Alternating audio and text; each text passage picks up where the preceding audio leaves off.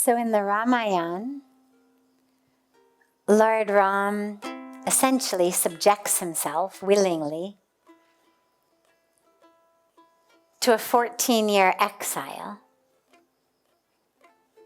to uphold his father's promise vow to one of his wives.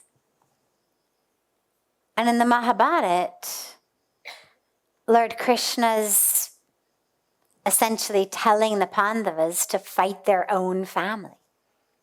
So which model do we follow, he's asking. Well, truth is not a cookie-cutter approach. I mean, if I say to you, is taking a knife and stabbing it into someone's chest good or bad? What are you going to say? What if I'm a surgeon? What if I'm a heart surgeon? You've had a heart attack. You show up on my operating table. Yeah, it's good, right? So you can't cookie cutter the truth. It's all about context. It's all about the need of the hour. It's all about intention. Now, without going into very long stories, let's just leave it with this. In the Ramayan, King Dashrath, Bhagwan Ram's father, was a man of dharma. He was a good man, a righteous man, an honest man.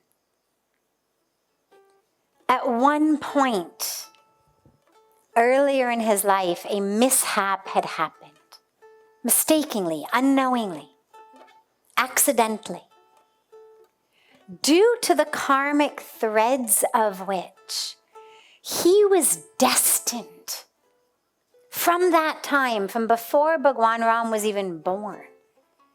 He was destined to die from a broken heart at the loss of his son, which he did, when against his own heart, against his wishes, against his will, he had no choice but to send his son into the jungle due to the fulfillment of this other vow promise that he had made to another wife. And he did actually die of a broken heart. On the other hand, the Kauravas, Duryodhana and family, were the exact antithesis of Dharma. They were cunning and wicked, greedy. They had done every single thing possible to deprive their own brothers of their rights. They had even tried to kill their own brothers. They had used every tool, every trick of trickery, of manipulation, of lies, of cheating, in order to deprive their brothers of their rights and their life. And remember that before Bhagwan Krishna agreed to this war, he personally had gone to them. He had personally done everything he could do to prevent this war. But sometimes when we are mired in ego, we become blind. I remember Puja Swamiji telling me years and years and years ago, and I didn't understand it much at the time, but I've seen it since then,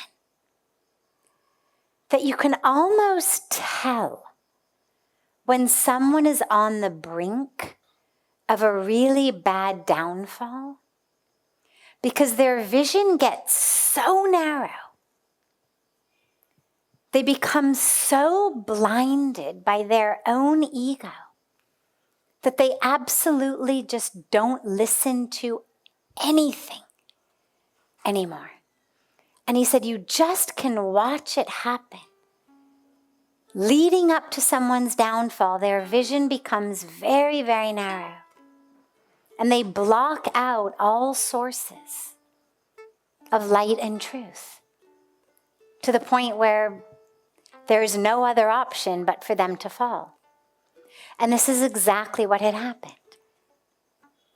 They had so many opportunities to see the light, to prevent the war, including Bhagwan Krishna going and trying to get them to let it go.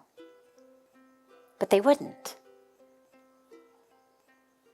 And so there was no choice. In the Ramayan, Bhagwan Ram going to the jungle was in service of Dharma. In the Mahabharat, fighting them was in the service of Dharma. So it's not about, do we obey our family or kill them? That's not really the question. The question is, how do we anchor ourselves in Dharma so that we know, as we move, where we move, what we listen to, that we are abiding by one thing and one thing only, which is righteousness, truth, Dharma.